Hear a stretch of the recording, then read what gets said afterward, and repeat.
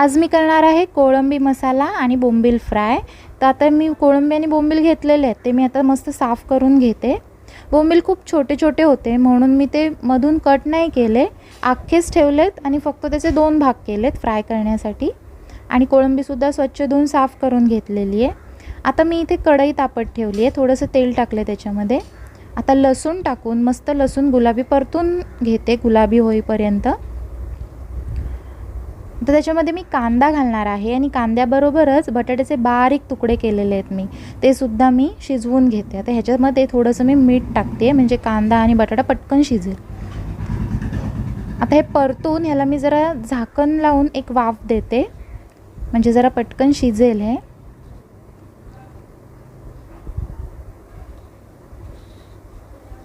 आता कांदा बटाटा जरा शिजत आला की त्याच्यामध्ये मग आपण टोमॅटो घालूया। तर टोमॅटो घालून मी परतून घेते आणि परत झाकण लावून जरा वाफेवर ठेवते म्हणजे कांदा टोमॅटोची मस्त ग्रेव्ही तयार होईल।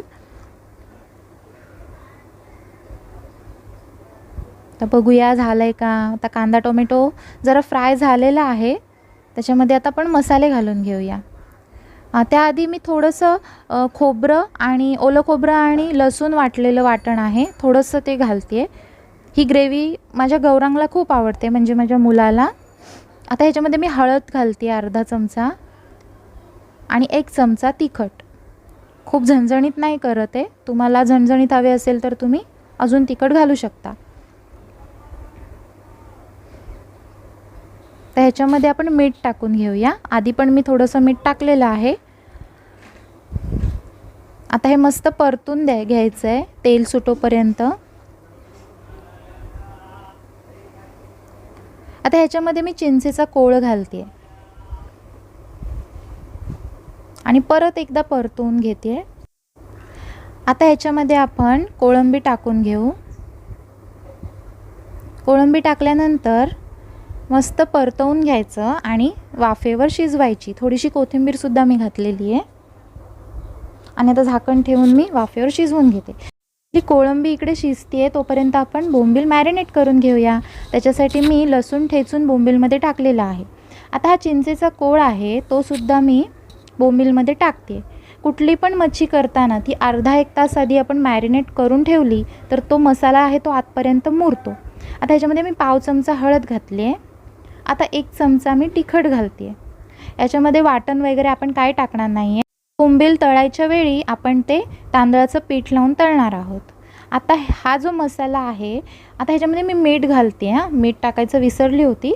आता मीठ टाकून मी हे सगळं चोळून घेते बोंबीलला।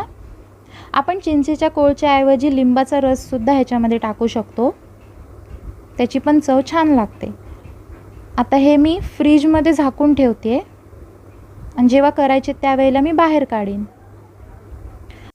आता आपला कोळंबी मसाला सुद्धा तयार झालेला आहे। आता मी वरून थोडी कोथिंबीर घालते आणि गॅस बंद करून टाकते। आता आपण इकडे भाकऱ्या करून घेऊया। भाकरीसाठी मी पाणी उकळवत ठेवलेलं आहे।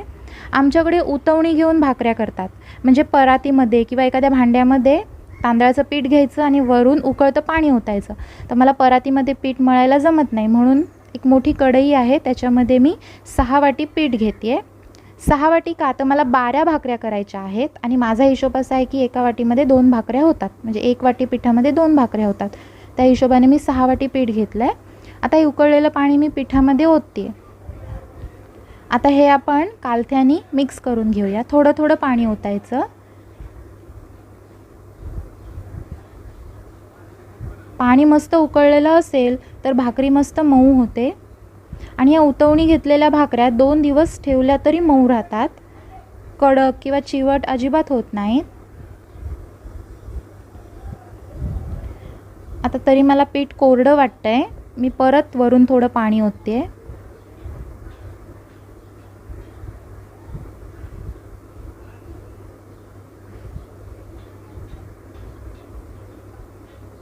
थोडं कोरडंच पीठ आहे। तर मी परत एकदा पाणी ओतते ह्याच्यामध्ये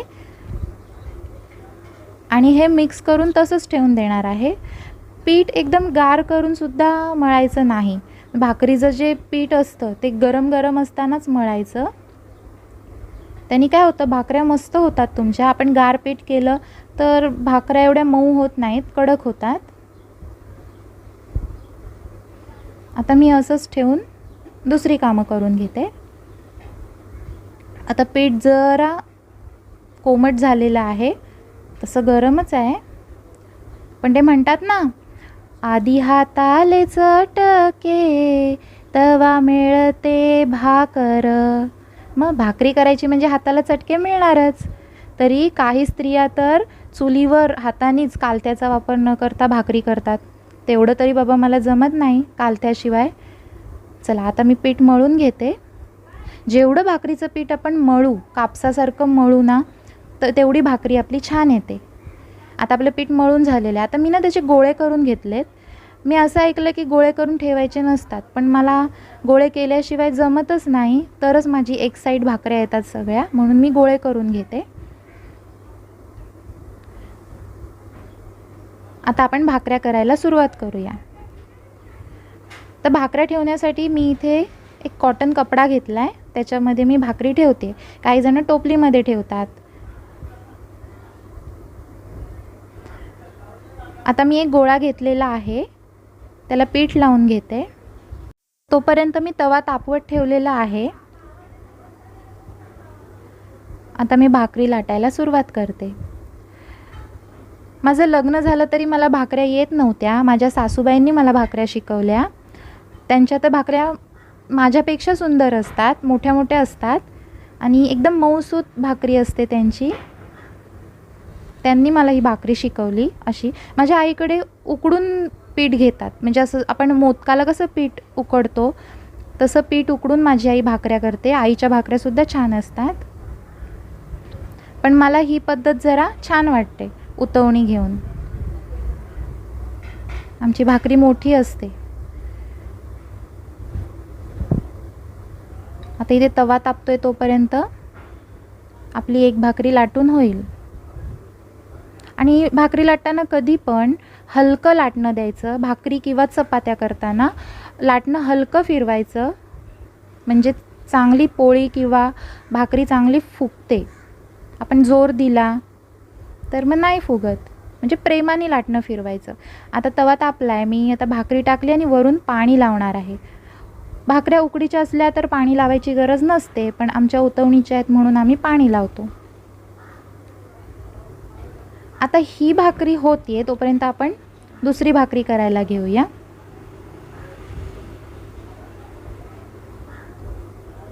आता मी दुसरा गोळा घेतलाय. गोळा घेतल्यानंतर पोलपाटावर पण तो असा फिरवायचा. तो मनसोक्त असा मऊ झाल्याशिवाय भाकरी लाटावीशीच वाटत नाही. ती एक सवयच आपल्या हाताला होते आपोआप. आता मी दुसरा गोळा घेतलेला आहे. तो गोळा असा हातावर फिरवून झाला की मग पहिली जी आपण तव्यात टाकलेली भाकरी आहे ना, ती पलटायची.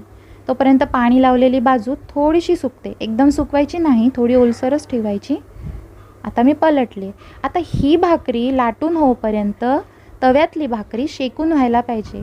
हे आपल्या सवयीने आपल्याला बरोबर जमतं. आता माझी ही दुसरी भाकरी लाटून होईपर्यंत तव्यातली भाकरी भाजून होणार आहे.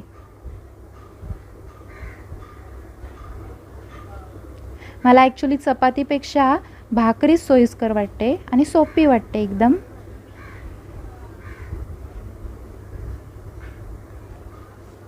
आता म्हणजे ही भाकरी लाटून होतीये.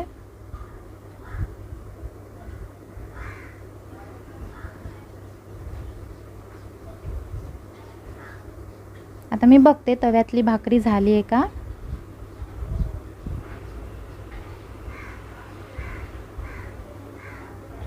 भाकरी तव्यात मस्त अशी फिरायला पाहिजे, म्हणजे ती झाली असं समजायचं.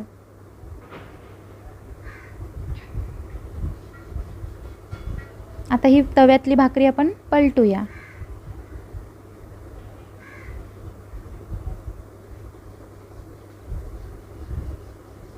बघा कशी मस्त फुलली आहे ना भाकरी.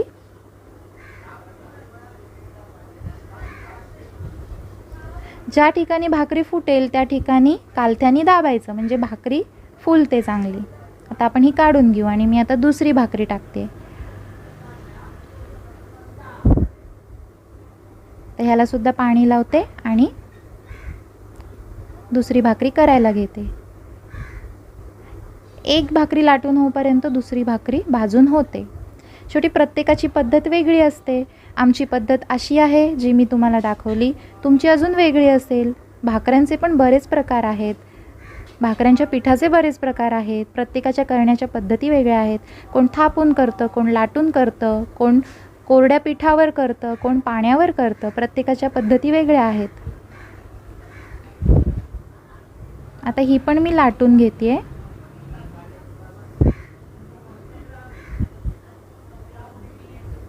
ही भाकरीसुद्धा पलटली आहे मी. हा गोळा हाताने आपण असा फिरवोपर्यंत मग भाकरी पलटायची. पाणी लावलेली बाजू खाली घ्यायची. चुलीवरच्या भाकऱ्यांची तर चवच सुंदर लागते.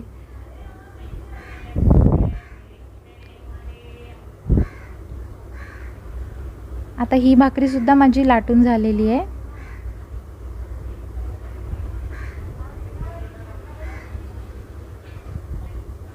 आमच्याकडे नॉनव्हेज असेल तर भाकरी हा प्रकार लागतोच. आणि कधी पिठलं भाकरी वगैरे व्हेजमध्ये केलं तर. आता ही सुद्धा भाकरी झालेली आहे. थोडी जरा मी ठेवते आणि आता बघा कशी फुलेल आता माझी भाकरी.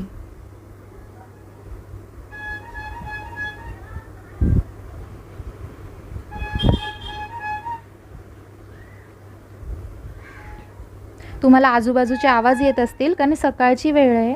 मी सकाळी व्हॉइस देते, एडिटिंग करते. त्याच्यामुळे आमच्याकडे फेरीवाले खूप येतात. त्यांचा हा आवाज येतो आहे. तर प्लीज तेवढं समजून घ्या. आता मी ही सुद्धा भाकरी टाकलेली आहे आणि पाणी लावून घेते. अशा प्रकारे मी या बाकीच्या उरलेल्या भाकऱ्या करते.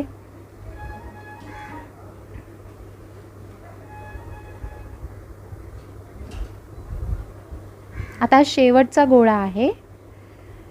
तर ही शेवटची भाकरी लाटून घेऊया.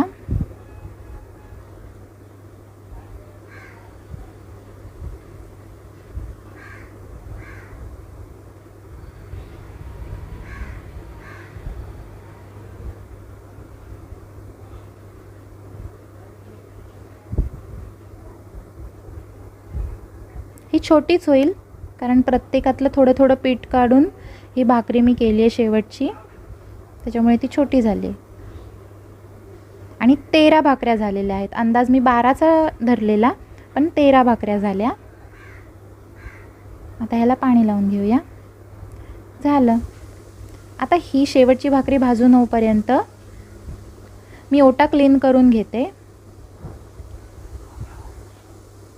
आपण जर एकाच कामाच्या पाठी थांबून राहिलो तर आपलं काम होणारच नाही.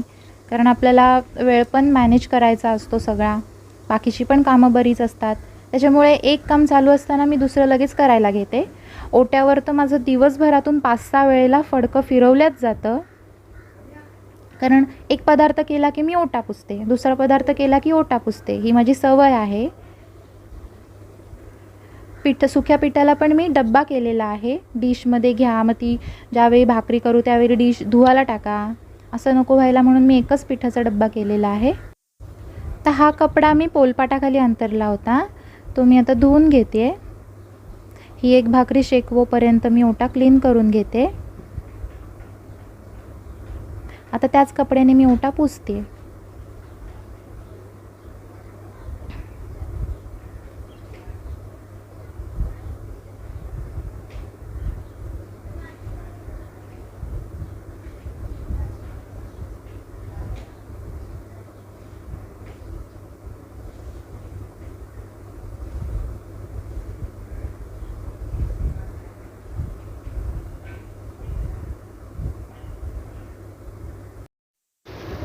तर सगळ्या भाकऱ्या झालेल्या आहेत.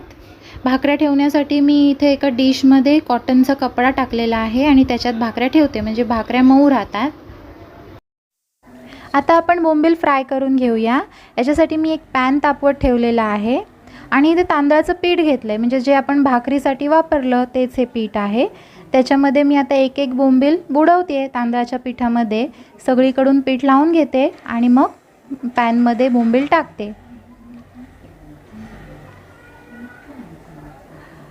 बोंबील टाकताना फ्लेम मोठी ठेवायची गॅसची आणि नंतर मग गॅस स्लो करायचा. आता एक साईडनी बोंबील चांगले होऊ द्यायचे. आपण सारखं मध्ये मध्ये पलटत नाही राहायचं, नाहीतर मग ते नाजूक असतात, बोंबील तुटू शकतात. आता एक साईडनी बघा कुरकुरीत झालेले आहेत. आता मी दुसरी साईड करून घेते. ते सुद्धा मी स्लो फ्लेमवरच करणार आहे. अशा प्रकारे आपण राहिलेले दुसरे बोंबील सुद्धा तळून घेऊया.